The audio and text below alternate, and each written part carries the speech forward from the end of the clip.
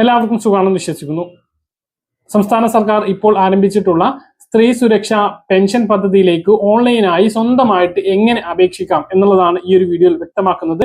അതോടൊപ്പം തന്നെ വീട്ടിൽ മറ്റാർക്കെങ്കിലും സാമൂഹ്യ സുരക്ഷാ പെൻഷനോ മറ്റ് സർക്കാർ ആനുകൂല്യങ്ങളോ ലഭിക്കുന്നുണ്ട് എങ്കിൽ ഈ ഒരു പെൻഷൻ പദ്ധതിയിലേക്ക് അർഹത ഇല്ല എന്ന് കരുതി വീട്ടിലെ 35 വയസ്സ് കഴിഞ്ഞുള്ള സ്ത്രീകൾ ഇത് നമുക്ക് ലഭിക്കില്ല എന്ന് പറഞ്ഞ് അപേക്ഷിക്കാതെ ഇരിക്കുന്ന ആളുകളുണ്ട്. അങ്ങനെയുള്ളവരും ശ്രദ്ധിക്കേണ്ട വളരെ പ്രധാനപ്പെട്ട അറിയിപ്പുകളാണ് ഈ ഒരു വീഡിയോയിൽ പറയുന്നത്. കൂടുതൽ ആളുകളിലേക്ക് ഈ ഇൻഫർമേഷൻ എത്താൻ ഒന്ന് ഷെയർ ചെയ്യണം, ലൈക്ക് ചെയ്യണം, ഫേസ്ബുക്കിലൂടെ കാണുന്ന ആളുകൾ ഫോളോ ചെയ്യുക, ചാനൽ സബ്സ്ക്രൈബ് ചെയ്യുക. വീഡിയോയുടെ വിശദമായ വിവരങ്ങളിലേക്ക് വരാം. സംസ്ഥാനത്ത് 35 വയസ്സ് മുതൽ 60 വയസ്സ് വരെ പ്രായമുള്ള സർക്കാരിൽ നിന്നും മറ്റ് സാമൂഹ്യ സുരക്ഷാ ആനുകൂല്യങ്ങളൊന്നും ലഭിക്കാത്ത സ്ത്രീകൾക്കും ട്രാൻസ്ജെൻഡർ വുമണുകൾക്കുമാണ് 1000 രൂപ സ്ത്രീ സുരക്ഷാ പെൻഷൻ പ്രഖ്യാപിച്ചിട്ടുള്ളത്.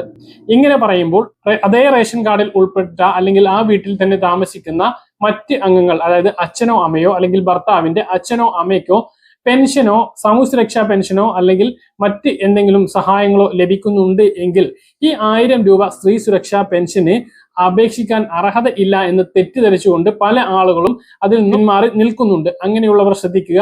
അതൊന്നും ഈ 1000 രൂപ സ്ത്രീ സുരക്ഷാ പെൻഷന് തടസ്സമല്ല. നിങ്ങൾക്ക് അതായത് ഈ സ്ത്രീ സുരക്ഷാ പെൻഷൻ പദ്ധതിയിലേക്ക് അപേക്ഷിക്കാനിരിക്കുന്ന സ്ത്രീകൾക്ക് വ്യക്തിപരമായിട്ട് സാമൂഹ്യ സുരക്ഷാ പെൻഷൻ പദ്ധതികളായിട്ടുള്ള വിധവാ പെൻഷനോ അല്ലെങ്കിൽ അവിവാഹിത പെൻഷനോ അല്ലെങ്കിൽ വികലാംഗ പെൻഷനോ ലഭിക്കുന്നില്ല എങ്കിലോ എല്ലാവർക്കും ഇതിലേക്ക് അപേക്ഷ സമർപ്പിക്കാൻ കഴിയുന്നതാണ്. അതുപോലെ കേന്ദ്ര സംസ്ഥാന സർക്കാർ സ്ഥാപനത്തിലോ സർക്കാർ ഉടമസ്ഥയിലുള്ള സ്ഥാപനങ്ങളിലോ സ്ഥിരമായോ കരാർ അടിസ്ഥാനത്തിലോ ജോലി ലഭിക്കുന്നവർക്കും ഇതിന്റെ ആനുകൂല്യം ലഭിക്കുന്നതല്ല. അല്ലാത്തവർക്കെല്ലാം പദ്ധതിയിലേക്ക് അപേക്ഷ സമർപ്പിക്കാവുന്നതാണ്. എന്തൊക്കെ രേഖകളാണ് വേണ്ടത് എന്നെല്ലാം നമ്മൾ കൃത്യമായിട്ട് പറഞ്ഞിട്ടുണ്ട്. വയസ്സ് തെളിയിക്കുന്നതിന് ജനന സർട്ടിഫിക്കറ്റ് അല്ലെങ്കിൽ school certificate, driving licence, passport ഇവയിൽ ഏതെങ്കിലും ഒന്ന് വേണം. ഇവ മൂന്നും ലഭ്യമല്ല എങ്കിൽ മെഡിക്കൽ ഓഫീസർ നൽകുന്ന സർട്ടിഫിക്കറ്റ് അതിന് പകരമായി ഹാജരാക്കാം. അതുപോലെ ബാങ്കിന്റെ വിവരങ്ങൾ, IFSC കോഡ് ഉൾപ്പെടെയുള്ള പാസ്ബുക്കിന്റെ കോപ്പിയാണ് വേണ്ടത്. അതുപോലെ ആധാർ കാർഡ് വിവരങ്ങൾ, BPL റേഷൻ കാർഡിന്റെ ഫോട്ടോസ്റ്റാറ്റ്, വരുമാന സർട്ടിഫിക്കറ്റ് വേണ്ട എന്നുള്ളത് പ്രത്യേകം ഓർമ്മിപ്പിക്കുന്നു. അപ്പൊ ഇത്രയും രേഖകളാണ് വേണ്ടത്. ഇതോടൊപ്പം തന്നെ ഈ പദ്ധതിയിൽ ഉൾപ്പെടുന്നതിന് വേണ്ടി ഞാൻ അർഹയാണ് എന്ന് സ്വയം സാക്ഷ്യപ്പെടുത്തിയിട്ടുള്ള ഒരു സാക്ഷ്യപത്രം. അപ്പൊ ഇങ്ങനെ ഈ രേഖകൾ മുഖാന്തരമാണ് അപേക്ഷ നൽകേണ്ടത്. ഈ അപേക്ഷ നൽകി 1000 രൂപ അടുത്ത മാസം മുതൽ തന്നെ അത് ലഭിക്കുന്നതാണ്. ഈ പദ്ധതി പ്രകാരം പെൻഷൻ ലഭിച്ചു കഴിഞ്ഞാൽ എല്ലാ വർഷവും വാർഷിക മസ്റ്ററിംഗ് ഉണ്ടാകും. ഇപ്പോൾ സാമൂഹ്യ സുരക്ഷാ പെൻഷൻ പദ്ധതി പ്രകാരം അക്ഷയ കേന്ദ്രങ്ങളിലൂടെ മസ്റ്ററിംഗ് ചെയ്യുന്നത് പോലെ തന്നെ സ്ത്രീ സുരക്ഷാ പെൻഷൻ പദ്ധതിയിൽ ഉൾപ്പെട്ടവർക്കും വാർഷികമായിട്ട് മസ്റ്ററിംഗ് ഉണ്ടാകും. അനർഹമായിട്ട് ആരെങ്കിലും ഈ പദ്ധതി പ്രകാരം ആനുകൂല്യം കൈപ്പറ്റി എന്ന് തെളിയിക്കപ്പെട്ടാൽ വാങ്ങിയിട്ടുള്ള തുകയും 18% പലിശയും തിരിച്ചടക്കേണ്ടി വരും. ഇതാണ് പദ്ധതിയുമായി ബന്ധപ്പെട്ട ആകെയുള്ള രൂപരേഖ. ഇതിലേക്ക് എങ്ങനെയാണ് സ്വന്തമായിട്ട് ഓൺലൈനായിട്ട് അപേക്ഷിക്കാൻ കഴിയുക? അക്ഷയ കേന്ദ്രങ്ങളിൽ ഈ രേഖ മുഖാന്തരം പോവുകയാണ് എങ്കിൽ അല്ലെങ്കിൽ CSC കേന്ദ്രങ്ങളിൽ പോവുകയാണ് എങ്കിൽ നിങ്ങൾക്ക് അപേക്ഷ സമർപ്പിക്കാൻ കഴിയും. ഇനി സ്വന്തമായിട്ട് ചെയ്യേണ്ടത് എങ്ങനെയെന്നാണ് പറയുന്നത്. ഇതിനുവേണ്ടി KSMARTന്റെ വെബ്സൈറ്റ് ഓപ്പൺ ചെയ്യുക. www.ksmart.lsgkerala.gov.in എന്ന വെബ്സൈറ്റ് ആണ് ഇതിനു വേണ്ടിയിട്ട് ഓപ്പൺ ചെയ്യേണ്ടത്. KSMARTൽ മുമ്പ് ലോഗിൻ ചെയ്തിട്ടുള്ള ആളുകളാണെങ്കിൽ, അതായത് തദ്ദേശ സ്ഥാപനങ്ങളിലേക്ക് നികുതി അടക്കുന്നതുമായി ബന്ധപ്പെട്ടോ മറ്റ് എന്ത് സേവനങ്ങൾക്കും ഇപ്പോൾ KSMART ആണ് ഉപയോഗിക്കേണ്ടത്. അതിൽ മുമ്പ് ലോഗിൻ ചെയ്തിട്ടുള്ള ആളുകളാണ് എങ്കിൽ ഇത് അവരുടെ മൊബൈൽ നമ്പർ നൽകി ലോഗിൻ ചെയ്യുക. ഇനി ലോഗിൻ ഇല്ലാത്തവരാണ് എങ്കിൽ, ആദ്യമായിട്ട് കയറുന്നവരാണ് എങ്കിൽ സൈറ്റിന്റെ വലതുവശത്ത് കാണുന്ന രജിസ്റ്റർ എന്ന ഭാഗത്ത് ക്ലിക്ക് ചെയ്യുക. പിന്നീട് സിറ്റിസൺ രജിസ്റ്റർ എന്ന ഭാഗത്ത് ക്ലിക്ക് ചെയ്തുകൊണ്ട് പുതിയൊരു ലോഗിൻ ഉണ്ടാക്കുക.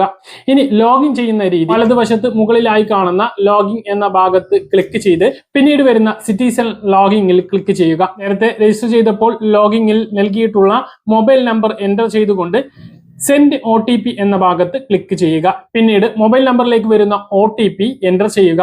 ഇങ്ങനെ ചെയ്യുന്നതോടുകൂടി ലോഗിൻ പൂർത്തിയായി. പിന്നീട് നമ്മൾ അപേക്ഷ നൽകുകയാണ് വേണ്ടത്. അപേക്ഷ നൽകുന്ന രീതിയാണ് ഇനി പറയുന്നത്. ലോഗിൻ ചെയ്ത ശേഷം അപ്ലൈ എന്ന ഭാഗത്ത് ക്ലിക്ക് ചെയ്തുകൊണ്ട് ഇടതുവശത്ത് പുതുതായിട്ട് വന്നിട്ടുള്ള സ്ത്രീ സുരക്ഷ എന്ന് പറയുന്ന ഭാഗത്ത് ക്ലിക്ക് ചെയ്യുക. സ്ത്രീ സുരക്ഷ സ്കീം എന്നതിൽ ക്ലിക്ക് ചെയ്യുമ്പോൾ വരുന്ന സ്ത്രീ സുരക്ഷ സ്കീം എന്ന കാർട്ടിൽ ക്ലിക്ക് ചെയ്യുക. കാർട്ടിൽ ആപ്ലിക്കേഷൻ ഫോം സ്ത്രീ സുരക്ഷാ സ്കീം എന്നതിലാണ് പിന്നീട് ക്ലിക്ക് ചെയ്യേണ്ടത്. അതിനുശേഷം സ്ഥിരമായി താമസമുള്ള തദ്ദേശ സ്ഥാപനം തിരഞ്ഞെടുക്കുക. ആധാർ നമ്പറും പേരും കൃത്യമായി നൽകി വാലിഡേറ്റ് ക്ലിക്ക് ചെയ്യുക. ആധാർ കൺസെന്റ് വിവരങ്ങൾ വായിച്ചതിന് ശേഷം ഐ എഗ്രി എന്ന് ടിക്ക് മാർക്ക് ചെയ്തതിന് ശേഷം ക്ലിക്ക് ചെയ്യുക. നൽകിയ ആധാർ നമ്പർ വിവരങ്ങൾ ഉപയോഗിച്ച് അപേക്ഷകയുടെ വിവരങ്ങൾ സോഫ്റ്റ്വെയർ പരിശോധിക്കുന്നതാണ്. വിവരങ്ങൾ പരിശോധിച്ചു കഴിഞ്ഞാൽ അപേക്ഷകയുടെ റേഷൻ കാർഡ് വിവരങ്ങൾ ഇതിൽ തെളിയും. ഇത് വായിച്ചു നോക്കി വിവരങ്ങൾ ശരിയാണ് എങ്കിൽ പ്രൊസീഡ് എന്ന ഭാഗത്ത് ക്ലിക്ക് ചെയ്യുക. പിന്നീട് അപേക്ഷകയുടെ അഡ്രസ്സ്, മൊബൈൽ നമ്പർ എന്നിവ നൽകി പിന്നീട് അപേക്ഷകയുടെ തൊഴിൽ വിവരങ്ങൾ നൽകി വീണ്ടും പ്രൊസീഡ് ചെയ്യുക. അതിനുശേഷം അപേക്ഷകയുടെ ബാങ്ക് അക്കൗണ്ട് വിവരങ്ങൾ നൽകുക. അതിനുശേഷം പ്രൊസീഡ് ചെയ്യുക. ശേഷം അപ്ലോഡ് ഡോക്യുമെന്റ് എന്ന ഭാഗത്ത് ക്ലിക്ക് ചെയ്ത് ഏത് രേഖയാണോ സമർപ്പിക്കുന്നത് ആ രേഖ തിരഞ്ഞെടുത്തതിന് ശേഷം രേഖ അറ്റാച്ച് ചെയ്യുക. അത് നമ്മൾ മൊബൈൽ ഫോണിലാണ് ചെയ്യുന്നത് എങ്കിൽ നല്ല ക്ലിയർ ആയിട്ട് ഫോട്ടോ എടുത്ത് അത് ചെയ്യുക. അല്ല എങ്കിൽ സ്കാനർ ഉണ്ട് എങ്കിൽ അത് സ്കാൻ ചെയ്തുകൊണ്ട് ചെയ്യുന്നതാണ് നല്ലത്. ശേഷം അപേക്ഷയുടെ ഒരു ഫോട്ടോ അപ്ലോഡ് ചെയ്യുക. നേരത്തെ നമ്മൾ പറഞ്ഞിട്ടില്ല ഫോട്ടോയുടെ കാര്യം. എന്നതിന് ശേഷം പ്രൊസീഡ് എന്ന ഭാഗത്ത് ക്ലിക്ക് ചെയ്യുക. പിന്നീട് എലിജിബിലിറ്റി വിവരങ്ങൾ നൽകിയതിന് ശേഷം സബ്മിറ്റ് എന്ന ഭാഗത്ത് ക്ലിക്ക് ചെയ്യുക. ഇങ്ങനെ ചെയ്താൽ ഇത് നമ്മൾ പൂർത്തീകരിച്ച് കഴിഞ്ഞു. പിന്നീട് നമ്മൾ അപേക്ഷ നൽകിയതുമായി ബന്ധപ്പെട്ട നമ്മുടെ അപേക്ഷയുമായി ബന്ധപ്പെട്ട എല്ലാ വിവരങ്ങളും പ്രിവ്യൂ ആയിട്ട് നമുക്ക് നോക്കാൻ കഴിയും. ഇതിൽ എന്തെങ്കിലും തെറ്റുണ്ട് എങ്കിൽ വീണ്ടും എഡിറ്റ് ചെയ്യാവുന്നതാണ്. അപ്പോൾ ഇതെല്ലാം നോക്കി ഒന്ന് കൃത്യമായിട്ട് വായിച്ചതിന് ശേഷം പ്രൊസീഡ് എന്ന ഭാഗത്ത് ക്ലിക്ക് ചെയ്യുക. ഇങ്ങനെ ചെയ്യുമ്പോൾ സാക്ഷ്യപത്രം ഓപ്പൺ ആയി വരും. അതിനുശേഷം ഗെറ്റ് OTP എന്ന ഭാഗത്ത് ക്ലിക്ക് ചെയ്ത് വരുന്ന OTP കൂടി എൻ്റർ ചെയ്ത് സബ്മിറ്റ് എന്ന ഭാഗത്ത് ക്ലിക്ക് ചെയ്യുക. ഇങ്ങനെ ചെയ്യുന്നതോടുകൂടി അപേക്ഷ സമർപ്പിച്ച അക്നോളജ്മെന്റ് ലഭിക്കുന്നതാണ്. ഈ രീതിയിലാണ് സ്വന്തമായിട്ട് ചെയ്യേണ്ടത്. അപ്പൊ സ്വന്തമായിട്ട് കഴിയുന്ന ആളുകൾ ചെയ്യുക, ഇല്ലാത്തവർ അക്ഷയയിൽ പോയിട്ട് ചെയ്യുക. നമുക്കറിയാം ഡോക്യുമെന്റ് ഒക്കെ സ്കാൻ ചെയ്യേണ്ടതുണ്ട്. ഡോക്യുമെന്റ് പറഞ്ഞ വയസ്സ് തെളിയിക്കുന്ന ഡോക്യുമെന്റ് സ്കാൻ ചെയ്യേണ്ടതുണ്ട്. ബാക്കി വിവരങ്ങൾ നമ്മൾ അതിൽ എൻ്റർ ചെയ്ത് കൊടുക്കുകയാണ് വേണ്ടത്. അതുകൊണ്ട് തന്നെ നിങ്ങൾ അക്ഷയയിൽ പോയിട്ട് ചെയ്യുന്നതാണ് നല്ലത്. സ്വന്തമായിട്ട് കഴിയുന്നവർ ഇങ്ങനെ ചെയ്യുക. പറഞ്ഞ കാര്യങ്ങൾ കൃത്യമായിട്ട് മനസ്സിലാണെന്ന് കരുതുന്നു. ഇതുപോലെ ഇൻഫർമേഷൻ ലഭിക്കാൻ ചാനൽ സബ്സ്ക്രൈബ് ചെയ്യുക, ബെൽ ഐക്കൺ എനേബിൾ ചെയ്ത് വെക്കുക. മറ്റൊരു വീഡിയോ നമുക്ക് കാണാം. ബൈ.